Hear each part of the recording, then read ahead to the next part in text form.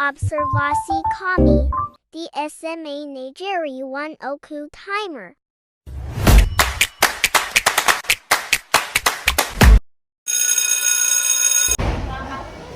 Guru memberi salam dan langsung mengabsen siswa terlebih dahulu. Sapri dan siang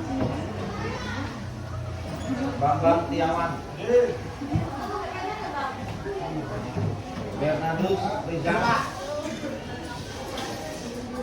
Sundai, Cindy Monica, Imade, adik kita. Guru menyuruh siswa untuk membuka bukunya. Apa page 53 Mat 53 grammar.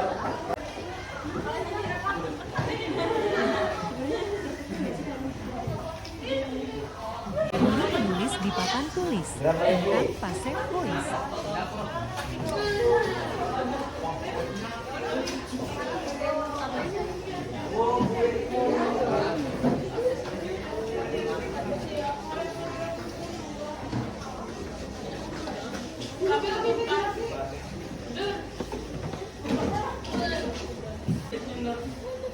Active consequence.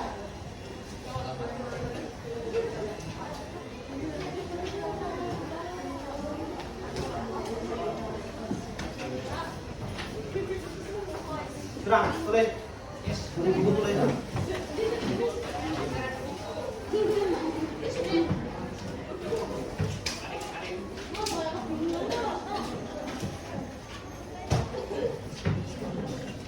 Guru menyuruh siswanya untuk menulis materi tersebut di buku tulis.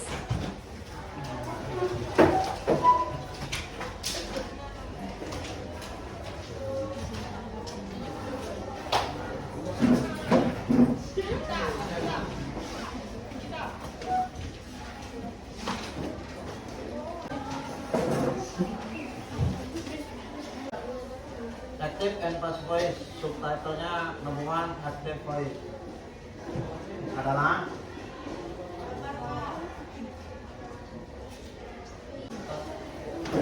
sebuah kalimat aktif,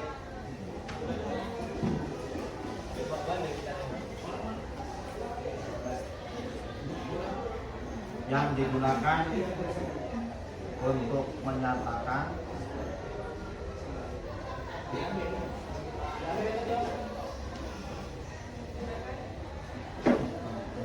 bahwa suatu kalimat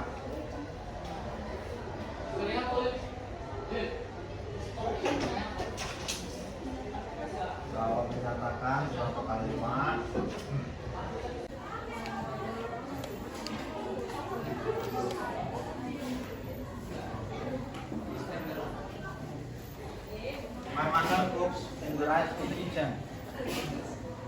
My mother cooks the rice in the kitchen.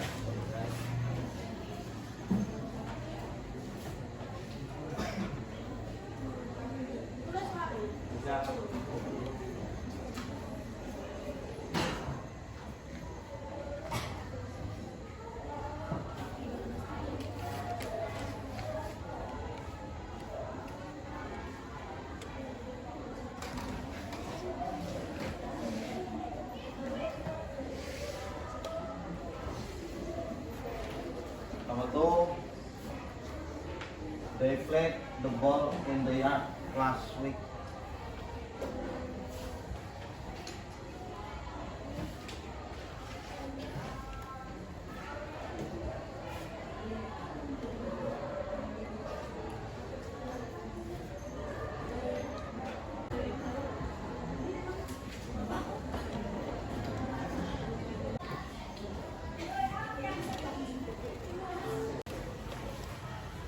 Selain kalimat aktif,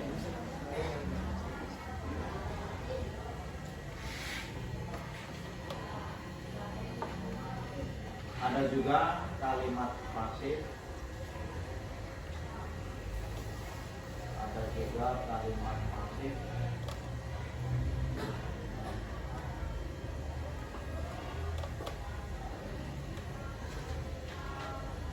Yang menyatakan bahwa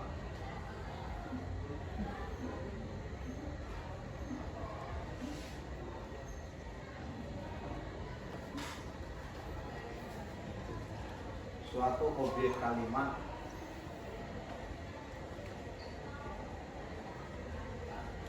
dikenai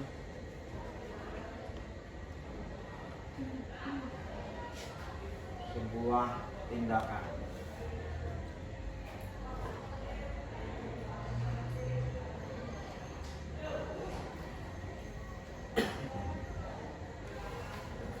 Jelek, baik, mengenai sebuah tindakan. Pada perubahan kalimat aktif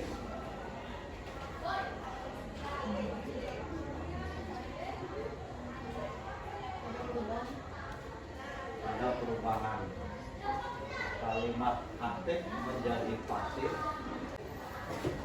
ataupun sebaliknya, ada beberapa hal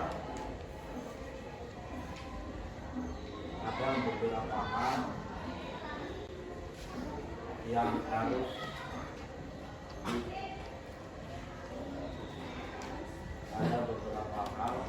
harus diperhatikan.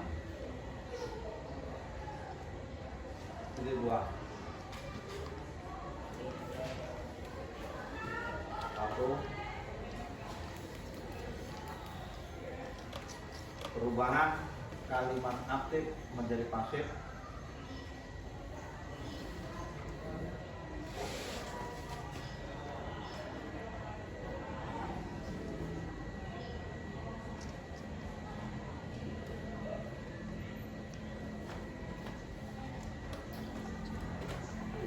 ataupun sebaliknya,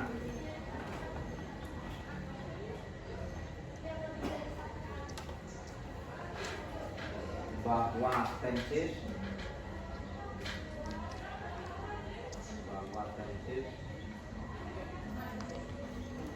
harus diperhatikan.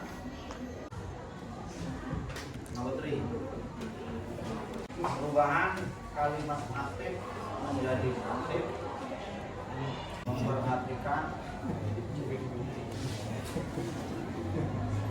rumus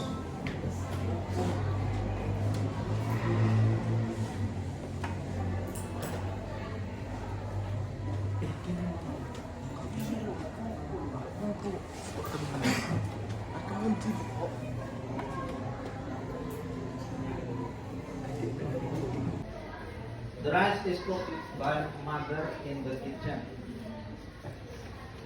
Example number 2.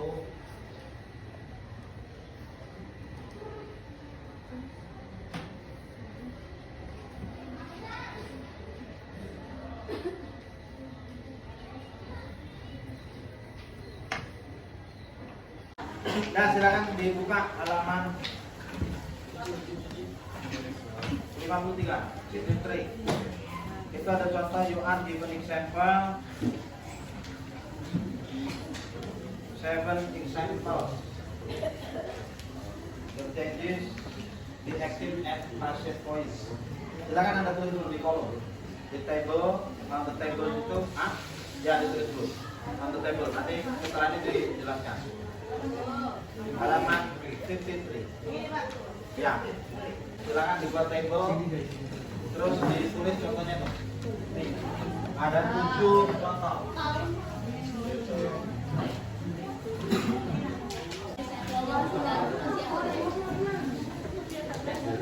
Penjelasan materi.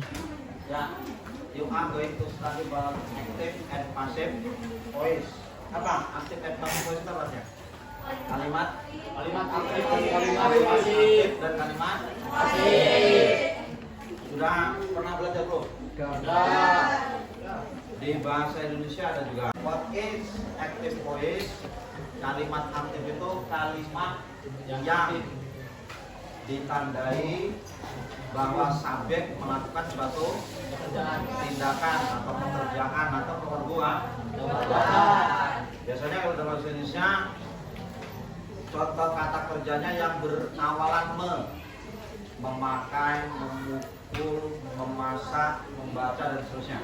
Kata kerja yang berawalan memakai dan seterusnya. Mother cooks the rice in the kitchen. Masak nasi. Subjeknya apa? Subjeknya apa?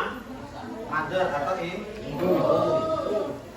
Subjeknya ibu yang melakukan suatu tindakan atau perbuatan. My mother cooks the rice in the kitchen.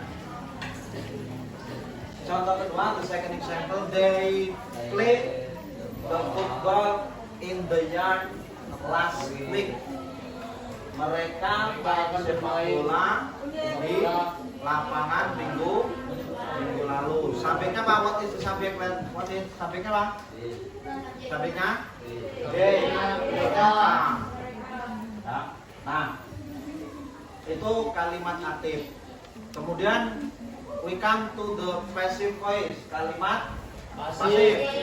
Kalimat pasif itu kalimat yang subjeknya dikenai suatu tindakan atau suatu perbuatan. Kalau dalam bahasa Indonesia, kata kerjanya biasanya ditambah awalan dimasak, dibaca, dilihat dan seterusnya. Ya, dicium, benar juga. Dicium, dipeluk dan seterusnya. Dimanja. Nah, passive voice, perubahan kalimat aktif menjadi pasif, ya, ataupun sebaliknya. Kalau dalam bahasa Indonesia there is no problem, pasti kamu bisa dijelaskan sekali saja paham. Kalau dalam bahasa Inggris there are something that you have to be concerned. Di kalimat itu walaupun dijelaskan you have learn about the active and passive voice. Kata kamu sudah belajar pas dari kemarin ya. Pas berapa tuh? 10 Pak Garing sudah belajar. Untuk kalimat pasif ada beberapa hal yang harus kamu perhatikan, yang harus kamu concernkan, ya. There are some to be concerned. Yang pertama itu adalah perubahan kalimat pasif menjadi aktif ataupun sebaliknya. Itu to be pada tenses harus diperhatikan. What to be that will be used in the sentence, ya. What to be that will be used in the sentence on your sentence. Tensisnya ada berapa? Tensis itu ada berapa? 16 16 tensis. Nah, harus apa? Nanti to be-nya baru kau bisa. Subjek kalimat aktif berubah jadi objek. Begitu juga sebaliknya. Objek berubah jadi subjek. Nah, tinggal itu saja. Ya, tapi dalam bahasa Inggris ada perubahan antara subjek dengan objek. Ketika the second example, they played the ball in the yard last week. Mereka bermain sepak bola di lapangan minggu lalu. Nah, they sebagai subjek ketika dirubah when you change to passive, berubah bukan they lagi, tapi berubah jadi them. Kalau kamu pernah masih ingat pelajaran pronouns, perubahan subjek, pronoun subjeknya I jadi me, ya. Subjek. Rumus yang ketiga yang harus kamu perhatikan, rumusnya adalah subjek ditambah to be ditambah kata kerja ketiga ditambah by agent. By agent itu adalah pelaku. Nah, kita contohnya the rice. The rice ini kalimat aktifnya dari sini. Ini kalimat pasif. Kalimat pasif the rice. Apa artinya the rice? Pasif. The rice ini is, to be-nya is di subjek, apa di rumus setelah subjek ada to be, to be-nya adalah is. Nah, sekarang yang jadi pertanyaan, ngapa pakai to be is? Hah? Karena nasinya putih. Hah? Ngapo to be-nya is? To be-nya apa saja? Kamu understand nggak? To be itu apa saja? Is, sorry, was,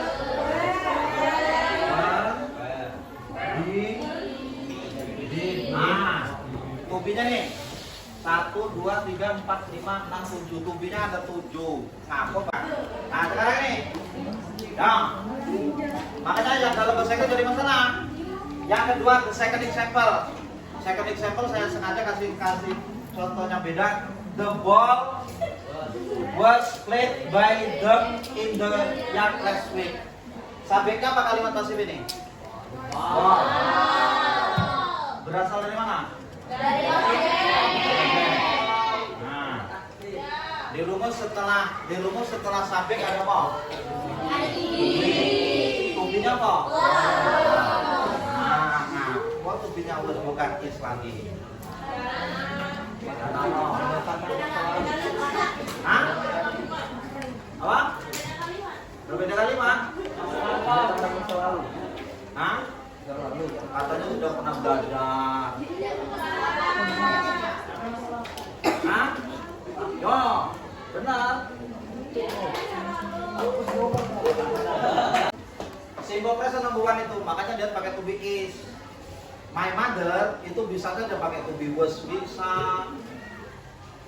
Ya, tidak harus pakai is. Nah yang kedua, the ball was. Kenapa pakai was? Nah, masa lampau biasanya identik dengan identically, tensesnya apa? Hah? Past tense. Tensesnya apa? Past tense.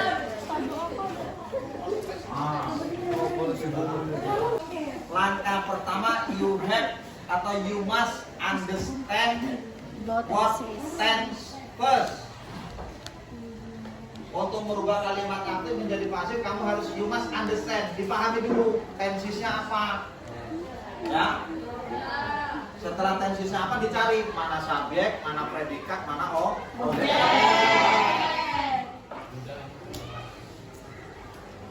Ya kan? Ya. Karena beda-beda. Itu tensesnya pahami dulu. Sebelum merubah ke aktif menjadi pasif atau pasif menjadi aktif, Anda harus pahami dulu tensesnya, karena di sini nanti menentukan to be apa, what to be yang mau dipakai, yang mau kamu pakai itu apa, what to be-nya to be apa. Setelah to be ada apa? What? Kata kerja ketiga. Nah, kata kerja ketiga ini perubahannya kalau kamu tidak paham lihat di kamus. Kan ada kata kerja regular verb, ada kata kerja irregular verb. Was played by them. By them. Them itu apa sih them? Them itu apa? Mereka. Posisinya objek. Kenapa bukan they? Kok jadi them? Oh, karena berubah. They di sini hanya dalam bahasa Inggris itu hanya fungsinya sebagai subjek. Ketika dia berubah posisi jadi objek, maka bukan they lagi tapi ya. Itu. Nah ini yang jadi masalahnya. Kalau dalam bahasa Indonesia tidak ada masalah. Mereka itu tetap mereka, subjeknya mereka, objeknya juga mereka. Tapi kalau dalam bahasa Inggris beda. Subjeknya they, objeknya them.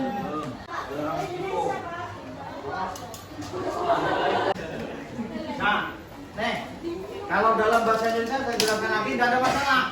Ya, maka perubahan pronouns itu kamu harus paham juga. Ya, yang di bahasa Indonesia mereka bermain bola. Subjeknya mereka, ketika mereka itu tetap tulisannya FM, RRK, mereka. Tidak ada perubahan. Ketika di objek tetap tulisannya mereka, RRK, mereka. Tapi kalau dalam bahasa Inggris beda. Kalau kamu tulis di sini they, kalimat ini jadi kurang tepat. Tidak salah tapi jadi kurang tepat. Ya. Kalau kalimat they, the ball was played by they.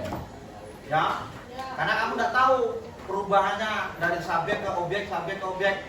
I jadi me, she jadi her, he jadi him, you tetap you, they jadi them, we jadi us. Nah kamu udah paham di sini ya, tetap kamu tulis the ball was played by they. Sama artinya mereka, tapi tidak berubah arti, tapi kurang tepat. Ya, karena di sini posisinya sebagai objek, maka they harus kamu ubah jadi them. Ya, ada saya? Yes. Coba, we come to next example. Yang contoh ketiga yang kamu dalam kotak tadi apa? Dalam kotak apa? Contohnya. Nah. Yang memberikan continuous.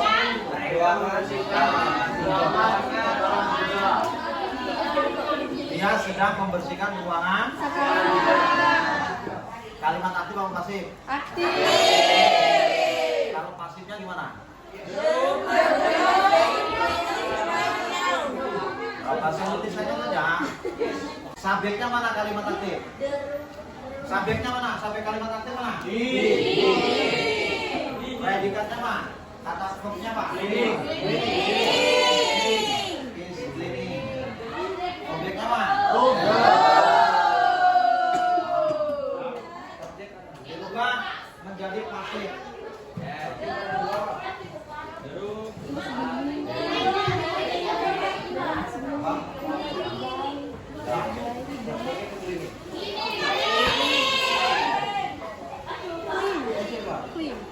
Apa?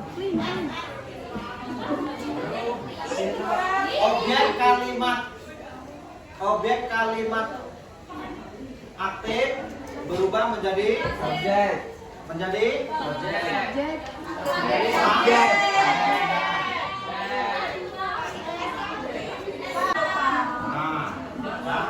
Objek berubah jadi subjek. Nah, di sini verbnya predikat. Ya.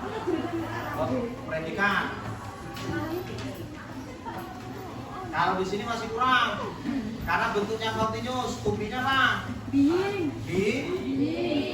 Nah, ini yang jadi masalah di sini kan.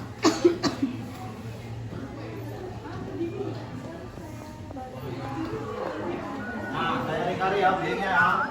Nah, subjek, predikat, setelah subjek, predikat apa lagi? Dirumuskan apa?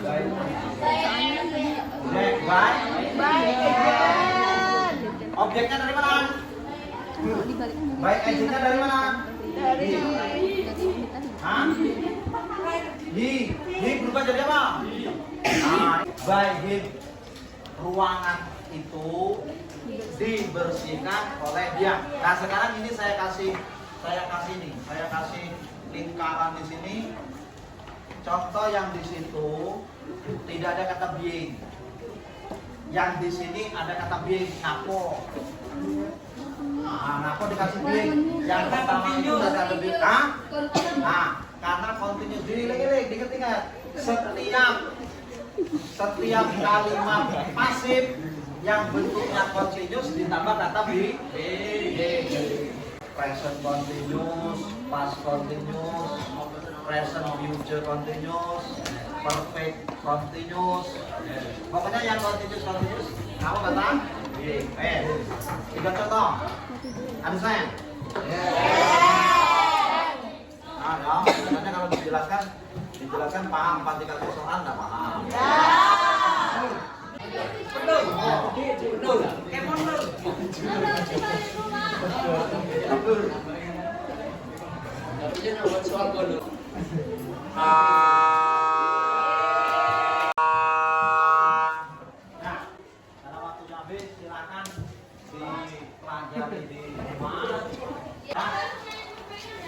Silakan nanti dipelajari lagi untuk kalimat aktif dan kalimat pasif yang jelas untuk tendensinya harus kamu paham. Perubahan pronoun. Assalamualaikum warahmatullahi wabarakatuh.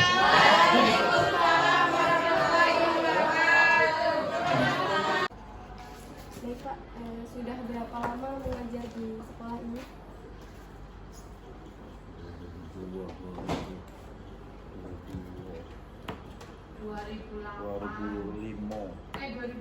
2005 sampai sekarang berapa?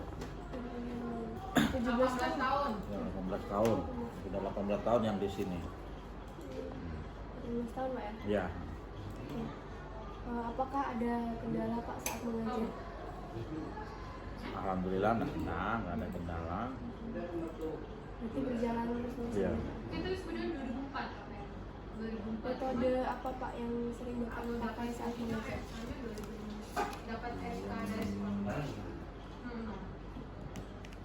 Paling demonstrasi. Wah, paling biasanya yang di ini kan. Metode itu sudah paling efisien ya Pak? Enggak juga sih, sebenarnya kan lihat ini. Kadang-kadang untuk metode itu kan lihat materi sama lihat kesesuaian materi, lihat kesesuaian waktunya juga, terus lihat moodnya siswa juga kadang-kadang. Apakah ada siswa yang tidak bersemangat pada saat Bapak mengajar? Pasti ada. Jam bahasa Inggris Pak Didi itu jam 2, jam sore. Pas siang-siangnya, pas ngantuk-ngantuknya, kalau kita tidak bisa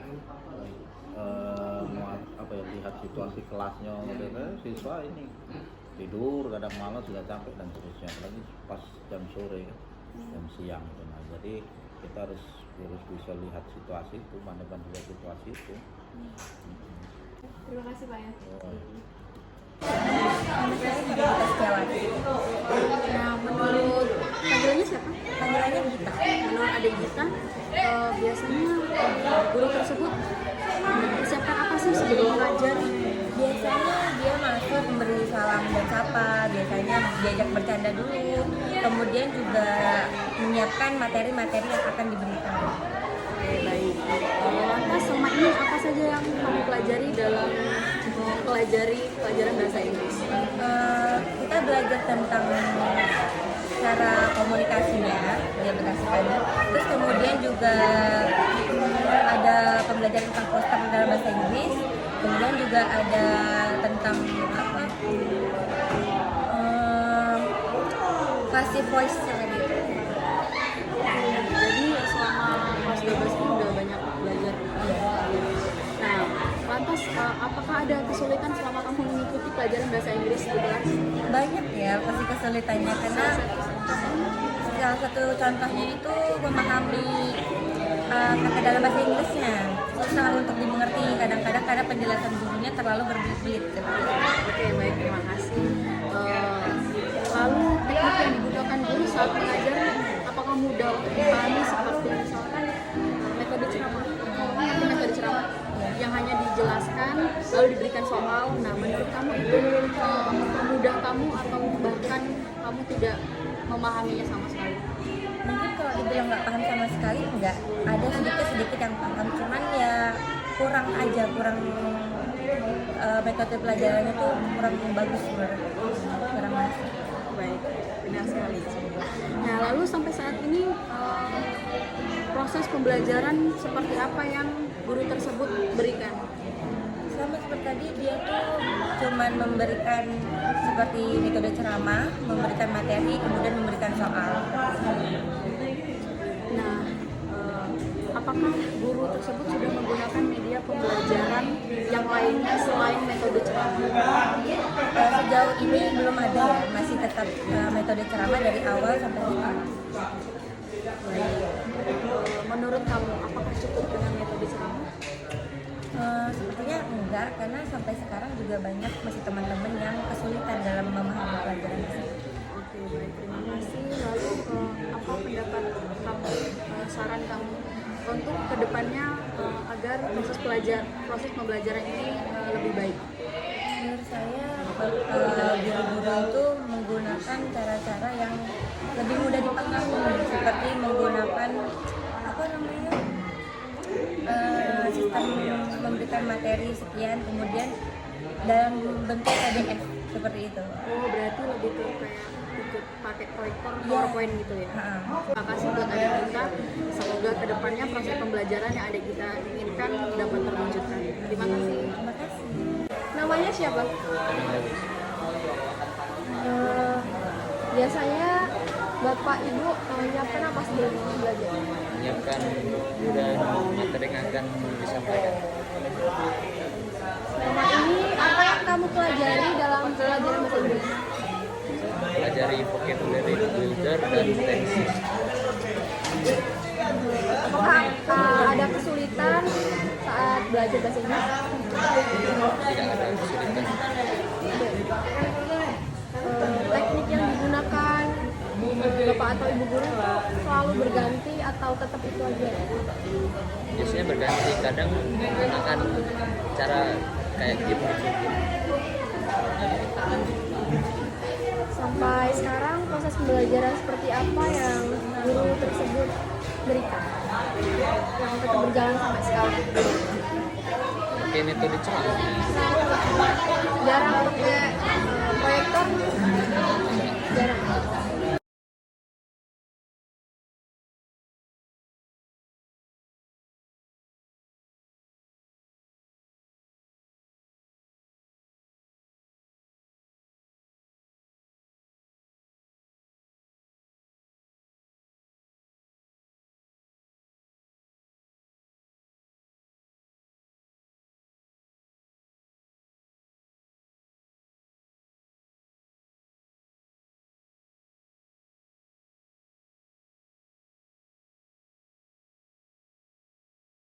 Terima kasih ya. Namanya siapa? Nama saya Bernardus Rizal Pramudia. Biasanya dipanggil siapa? Biasanya macam-macam sih, kadang Rizal, kadang Vincent. Oh gitu ya? Ya. Banyak itu. Kalau untuk belajar setiap harinya itu yang disiapkan sama bapak ibu guru itu apa? Yang jelas yang disiapkan itu yang pertama itu materi pelajaran itu sama yang akan dibahas di jam itu lah. Selama ini yang dipelajari dalam bahasa Inggris itu apa aja? Biasanya itu Vocabulary. ya sama grammar review, sama tensi, sama present tense. Ada kesulitan nggak selama belajar selama ini bahasa Inggris? Menurut saya sih nggak ada kesulitan. Intinya itu enak diajak apa ya, berkomunikasi, ngobrol itu. Bercanda Ya ya? bercanda. Teknik yang digunakan bapak atau ibu itu udah dipahami apa enggak? Udah dan jelas dipahami mbak. Soalnya ngomongnya itu apa lucu, cara ngomongnya itu lucu dan mudah dipahami. Jadi mudah diserap ya? Ya mudah diserap. Sampai sekarang proses pembelajarannya seperti apa aja yang diberikan? Misalnya nih kan tadi ada metodenya, ada ceramah, itu ada yang lain nggak? Kalau sekarang sih belum ada mbak. Belum ada ya? Belum ada. Jadi menggunakan metode ceramah. Harapan kedepannya pengennya metodenya tetap ceramah atau ada metode lain yang digunakan? Harapannya gimana? Harapannya sih ceramah aja sih. Kalau menggunakan misalnya kayak proyektor itu mah susah untuk dipahami. Ya, susah Ya dipahami. menurut saya susah dipahami. Kalau untuk game gimana? Game itu enak sih kalau permainan game itu. Kondusif ya? Ya kondusif. Harapan kalian supaya proses pembelajarannya lebih baik ada nggak? Harapannya itu Harapannya misalnya nih pengennya bapaknya tuh jangan monoton gitu, ada nggak harapan ke depannya? Harapannya tetap gitu-gitu aja, ya sih tetap gitu aja. jadi tetap stay ya di kayak gini aja metodenya seperti ini gitu. Nggak pengen ganti ke lainnya ya? Udah.